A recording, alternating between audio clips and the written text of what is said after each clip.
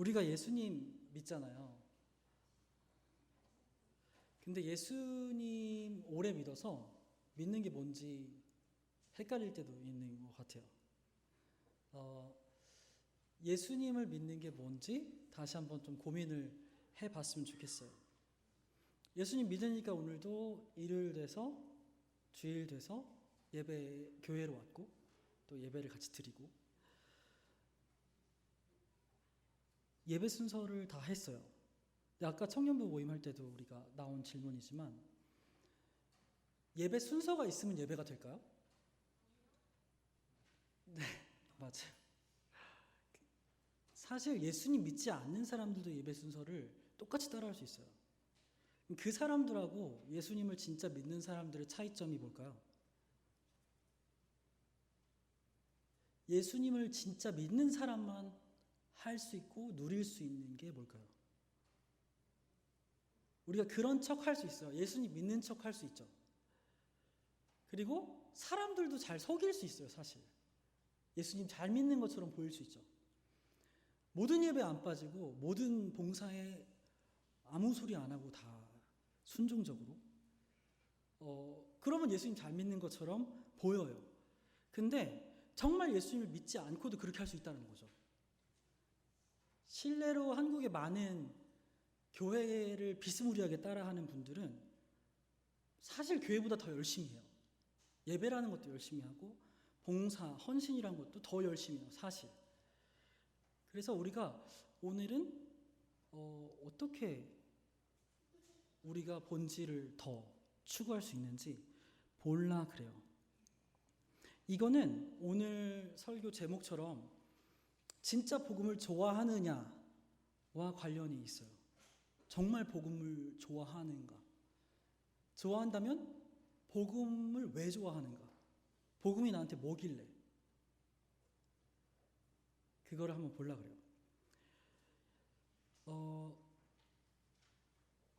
구약의 이스라엘 백성들을 보면 하나님을 진짜 열심히 예배했어요. 근데 하나님이 그 사람들 역겹다 그랬어요. 이사야서 말씀이요. 제가 읽어볼게요. 세번역인데요. 주님께서 말씀하신다. 뭐하러 나에게 이 많은 재물을 바치냐? 나는 이제 순양의 번제물과 살찐 짐승의 기름기도 지겹고 나는 이제 숫송아지와 어린 양과 순염소의 피도 싫다. 너희가 나의 앞에 보이러 오지만 누가 너네한테 그거 요구했냐? 나의 뜰만 밟을 뿐이다. 다시는 헛된 재물을 가져오지 말아라. 다 쓸모없는 것들이다. 분향하는 것도 나에게는 역겹고 초하루와 안식일과 대회로 모이는 것도 참을 수 없다. 지금 이스라엘 백성들은 제사 정말 열심히 했어요.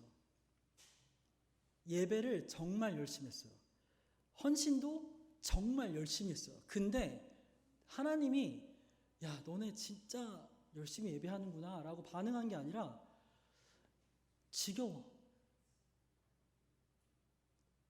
그러는 거죠. 왜냐하면 방금 읽었어요. 13절.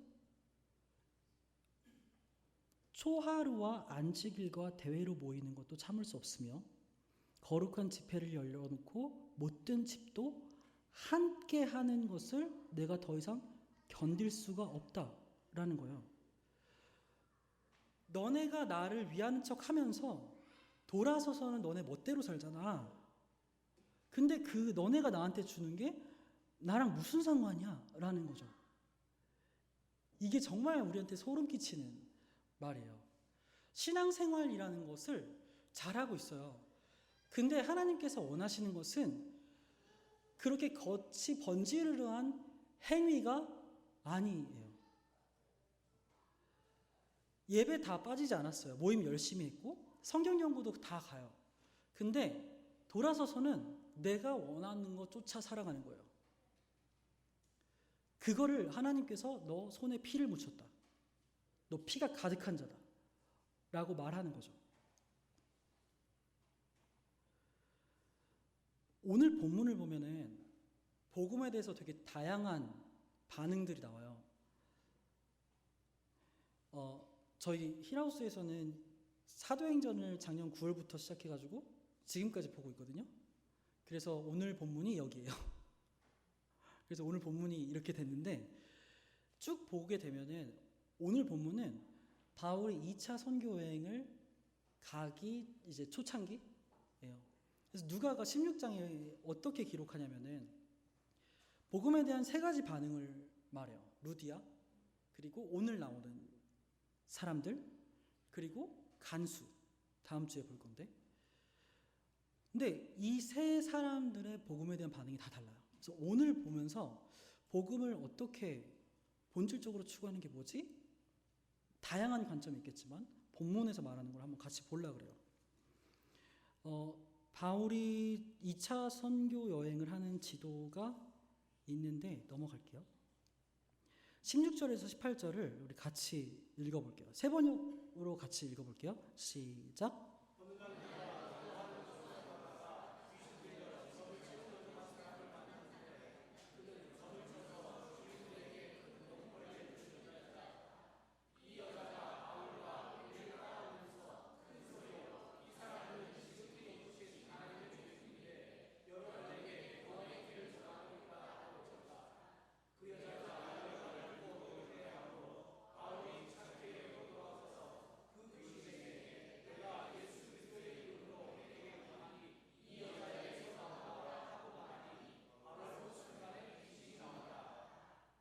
아멘.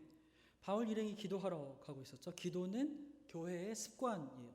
교회의 프로그램이나 행사가 아니라 교회인 사람들의 습관이죠. 가다가 만난 사람이 있어요. 여종인데 귀신 들렸어요. 근데 이 귀신은 미래를 점쳐주는 귀신이었나 봐요. 그래서 이 여종을 데리고 있는 주인들이 여종이 점을 치고 받은 돈을 돈벌이로 했던 거죠. 바울이 지나가다가 봤어요. 근데 이 귀신을 보면은 본문에 기록하는데 바울 일행을 알아봐요. 그리고 예수를 알아요. 다시 한번 제가 읽어볼게요. 이 사람들은 지극히 높으신 하나님의 종들인데 여러분에게 구원의 길을 전하고 있다. 물론 여기서 말하는 구원이 우리가 말하는 구원과 다를 수 있어요. 당시에 구원에 대한 관심이 많았으니까 지금 성공에 대한 관심이 많은 것처럼. 근데 이 귀신이 알아본다는 거예요. 복음을 알고 있다는 거예요. 사실 우리보다 훨씬 많이 알 거예요. 귀신은 우리보다 훨씬 많이 오래 살았으니까. 그리고 우리가 복음을 아는 것과 귀신이 복음을 아는 게 뭐가 다를까요? 우리는 복음을 알고 그것이 삶과 연결돼요. 하지만 귀신은 연결되지 않아요. 마가복음에 보면은 비슷한 사례가 또 있어요. 예수님이 거라사 지역으로 가요.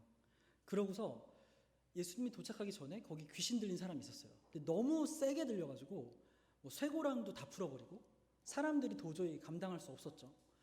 근데 예수님이 도착하자마자 예수님을 알아봐요. 7절을 볼게요. 더없이 높으신 하나님의 아들 예수님. 이 귀신이 한 소리예요. 귀신처럼 알죠. 나와 무슨 상관이 있습니까? 지금 이 귀신 들린 사람 예수님 처음 만나는 거예요. 알고 있어요. 잘못하면은 우리도 그런 신앙이 될 수 있어요. 아무리 성경을 다독해도 그것이 삶과 연결되지 않는다면 문제가 있게 되는 거죠. 이스라엘 백성들처럼.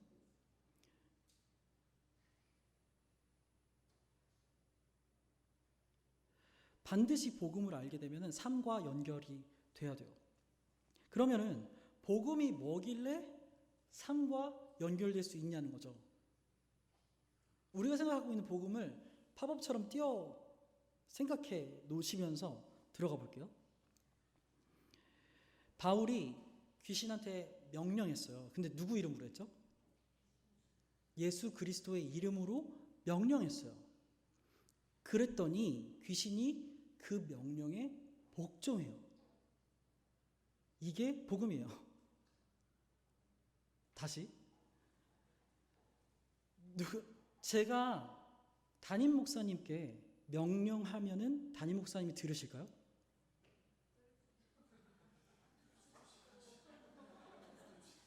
너무 얘가 적절치 않았어요. 제가 문재인 대통령님께 명령하면 들을까요? 아니에요. 들을 수도 있어요. 네, 맞아요. 예외는 항상 있죠. 하지만 저는 그럴 만한 권위가 없어요. 근데 문재인 대통령께서 존칭을 써야 되나요? 설교 중에? 잘 모르겠어요. 네, 알겠습니다.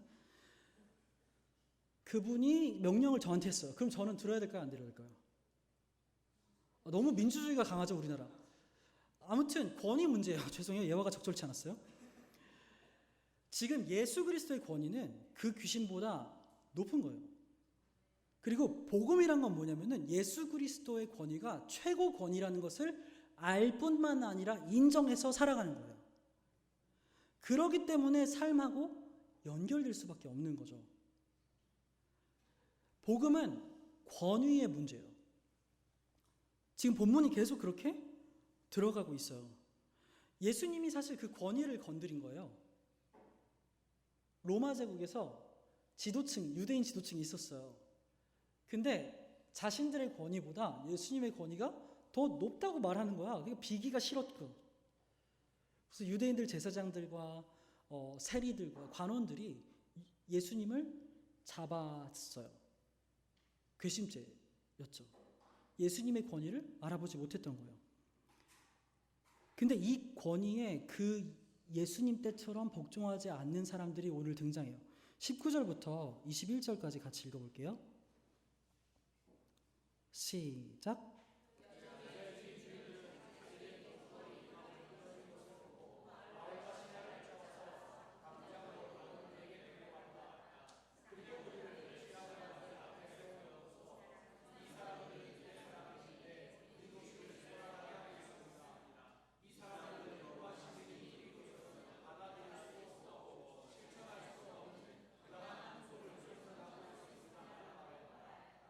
아멘. 지금 이걸 누가가 쓰잖아요. 근데 누가가 여기서 되게 재밌게 썼어요. 18절에 보면 귀신이 나갔다라는 표현이 있고 19절에 보면은 돈벌이 희망이 끊어졌다라는 표현이 있어요. 근데 이 동사가 같아요. 그러니까 뭐냐면은 귀신이 나갔더니 그 주인들의 돈벌이도 나간 거예요. 그래서 지금 졸지에 어떻게 된 거냐면은 복음이 눈에 보였어요. 복음이 눈앞에 진행돼요. 근데 그 복음 때문에 내가 손해본 거예요. 그래서 그 권위가 아니라 내가 돈벌이에 둔 권위가 더 높은 거죠. 예수 그리스도의 권위가 아니라 돈벌이의 권위가 나에게 더 높은 거예요. 이게 불신앙이죠. 이 사람들을 보면은 이유도 있어요. 이유가 뭐죠? 자기들이 복음을 받아들일 수 없다. 이거 우리가 따를 수도 없는 거다. 실천할 수도 없다. 이유는 로마 시민이라는 이유를 대요. 이게 뭔 말이냐면은 로마 제국에서 최고 권위는 황제겠죠. 그 권위가 자기한테 가장 높다라는 거예요.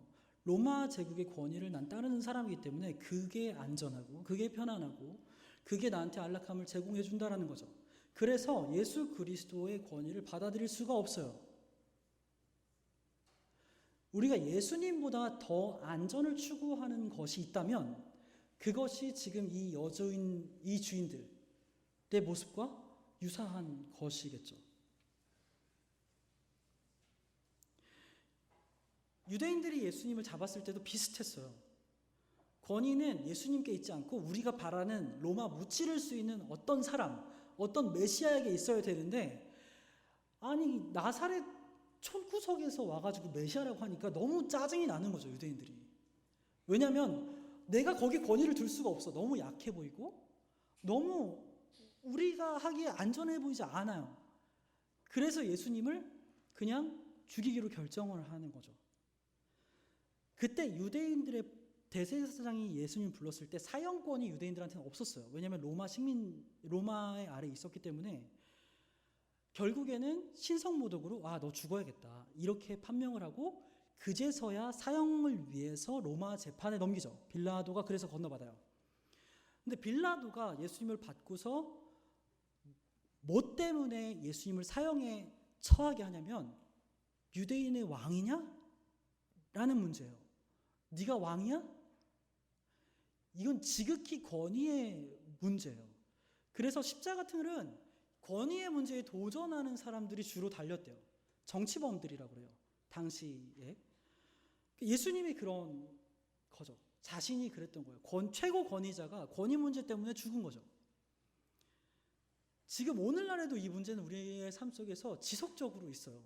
권위의 문제는. 우리가 예수 그리스도를 최고 권위로 둔다면 굉장히 많이 우리 삶이 달라질 거예요. 그렇다고 로마 제국에 있는 사람들이 예수님의 권위가 제일 높으니까 난 로마를 때려 부실 거야. 이거는 아니죠. 우리 회사가 너무 부당해. 예수님이 우리 사장님보다 권위가 높으니까 나 사장님 아무것도 아니야. 이런 거 아니에요. 그 속에서 순복하는 거죠. 그게 우리한테 주어진 삶이에요. 예수님이 최고 권위자고 예수님께서 가만히 놔두시면 나도 괜찮은 거예요. 말씀에 어긋나는 것들을 말할 수 있고 선포할 수 있어요. 하지만 예수님이 최고 권위자이기 때문에 나는 참을 수 있는 거죠. 예수님 다시 오실 때까지. 주인들이 만약에 복음을 들었을 때, 복음을 봤을 때 최고 권위로 느꼈다면은 이 돈벌이 상관없어. 예수님이 권위가 있기 때문에 내가 예수님 따라가면 이 돈벌이보다 훨씬 더 행복하겠구나. 이거를 봤을 거예요. 이 문제가 바울에게도 있었어요. 같이 볼게요. 22절에서 24절이에요.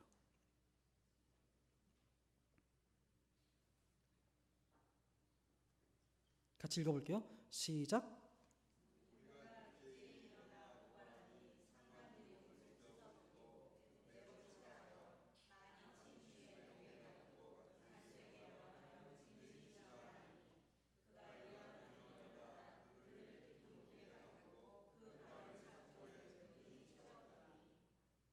아멘. 바울의 일행은 지금 다른 거 한 거 아니에요. 복음 전했어요. 하나님이 인도하셨어요. 지금 바울이 빌립보에 있게 된 이유는 하나님이 그렇게 하라고 그랬거든요. 바울은 아시아로 가고 싶어 했어요. 근데 하나님이 2번이나 바울의 뜻을 꺾었어요. 그러면서 빌립보로 굳이 인도하신 거죠. 근데 하나님 뜻대로 일을 했어요. 복음도 전했고 귀신도 내쫓았어요. 근데 바울에게 허락되는 상황은 매질 당하는 거였어요. 그때 매질 당하는 거는 뭐 손바닥 대 이런 정도가 아니라 매를 때리는 전문가가 있었대요. 그래서 우리 신체의 부위별로 때리는 매가 달랐대요. 그리고 그냥 멍드는 수준이 아니라 신체가 이렇게 뜯어져 나가, 이렇게 팔이 이렇게 피부가 뜯어져 나가는 그런 고통이었다고 해요. 그리고 깊은 감옥이라고 하는데 감옥이 좀 단계가 있었나 봐요. 근데 가장 심한 감옥이 지하 감옥이래요. 깊은 데 있는. 창이 없고 죽을 때까지 높거나 아니면 사형수가 높거나. 그러니까 되게 습했겠죠. 물기도 많았을 것이고. 거기서 그냥 사는 거였어요. 근데 차고를 묶었대요. 그건 뭐냐면은 내가 아픈 곳을 이렇게 어루만질 수도 없는 신체 모양이 돼요.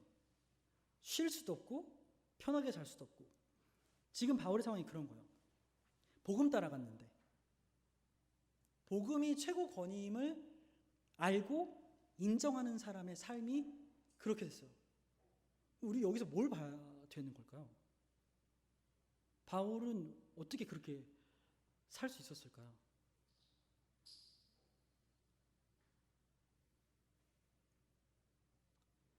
지금 우리가 권위의 문제 그리고 가치 판단의 문제를 계속 다루고 있잖아요. 아까 그 마가복음에 있는 귀신 그 본문에서도 이 문제를 다뤄요. 잠깐 거기를 가볼게요.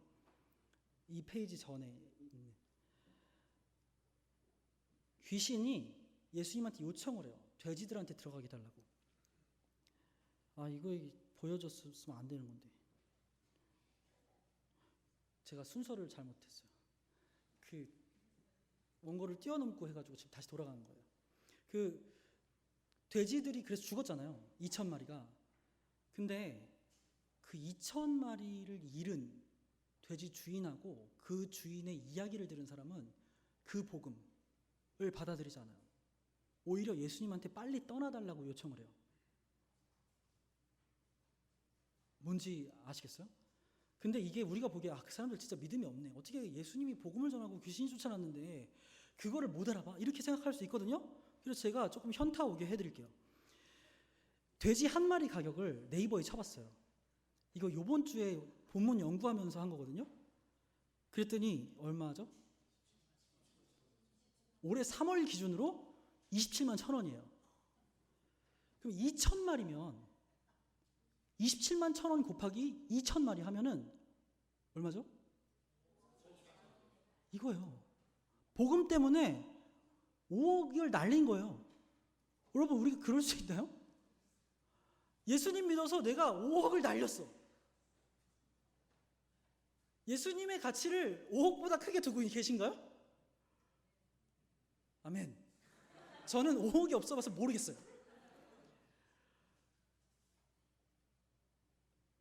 성경은 복음을 얘기하면서 예수님을 말하면서 계속 가치를 판단하게 해요. 권위를 제기해요. 또 한 구절이 있어요. 마태복음 13장을 천국장 아니고 천국장. 하나님 나라의 장이에요. 천국장이라고 하잖아요. 근데 그 하나님 나라를 예수님께서 되게 다양하게 설명을 해주셨어요. 그 중에 하나가 44절이에요. 44절을 같이 읽어볼까요? 시작.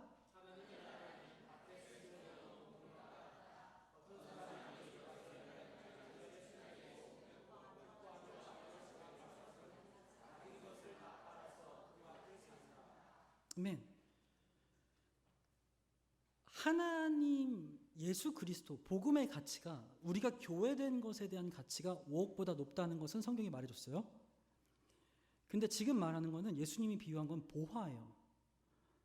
내 대대손손 떵떵거리면서 살 수 있는 재력이에요. 그거를 아는 사람들은 집에 룰루랄라 돌아가서 어떤 것이라도 다 팔아서 그 밭을 사버린대요. 자, 이거를 우리가 현타해 볼게요. 이 동네 부동산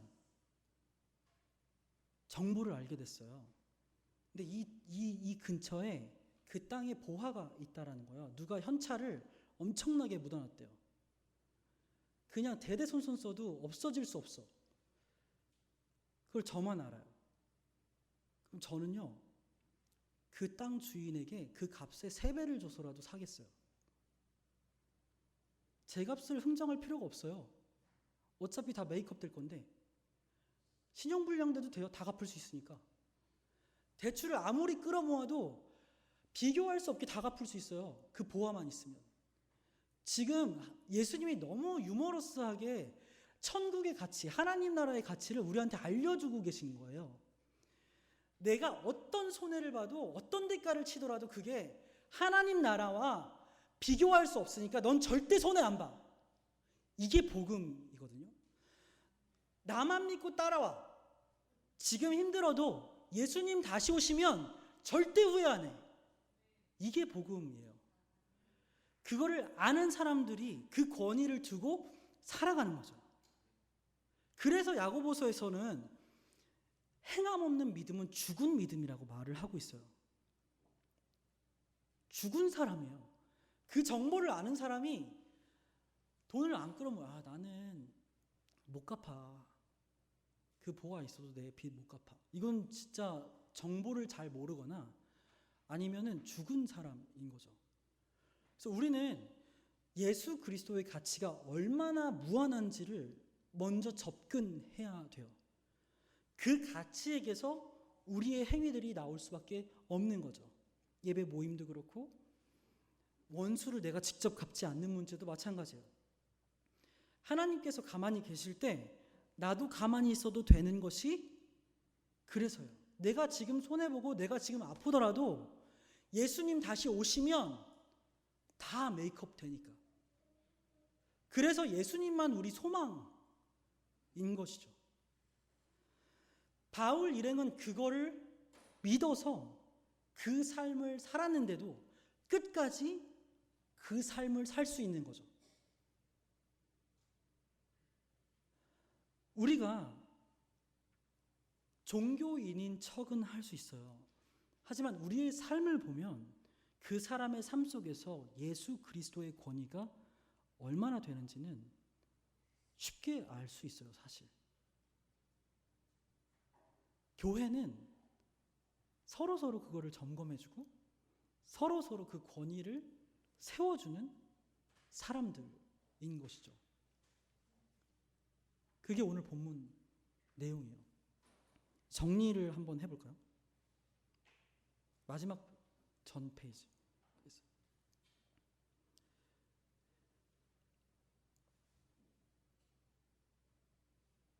이게 PPT가 저한테 없어요. 교회는 그 전 페이지 맞아요. 감사합니다. 교회는 교회 일을 넘어서서 제가 쓴 건데 잘 모르겠어요. 복음과 삶이 바로 연결될 수밖에 없어요. 왜냐하면 예수 그리스도가 최고 권위자시기 때문이죠. 이 권위에 대해서 빼먹고 복음을 얘기한다면 사실 기복주의로 빠져들 가능성이 굉장히 높아요. 내가 기도 열심히 하고 예수님 잘 믿으면 이 사업이 좀 잘 되고 사업이 확장되고 내 건강이 좋아지고 가족이 좋아지겠지.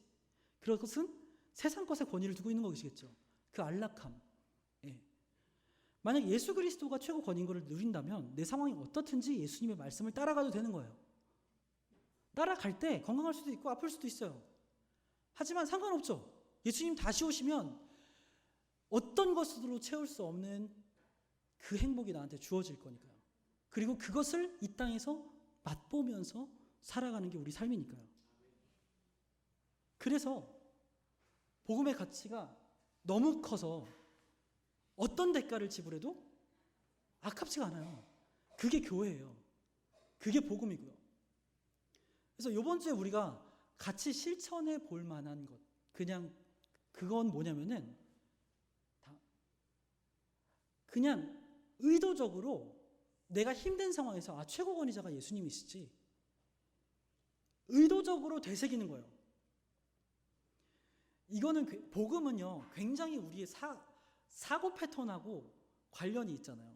우리는 이 설교를 들어도 문 바깥에만 나가면 원래 생각하는 대로 생각할 거예요. 보화, 뭐 가치 이런 것 금방 잊어버릴 거예요. 그래서 어떤 상황을 맞닥뜨렸을 때 예수님 최고 권위시지. 그래서 내가 이렇게 이 패턴을 계속 연습해야 돼요. 한 방에 우리가 막 변신되지 않잖아요. 교회는 훈련으로 나아가는 거죠. 그래서 우리가 평소에 계속 반복적으로 힘들었던 일들 속에서 최고 권위자가 예수 그리스도시지. 예수님 다시 오시면 다 메이크업 되지.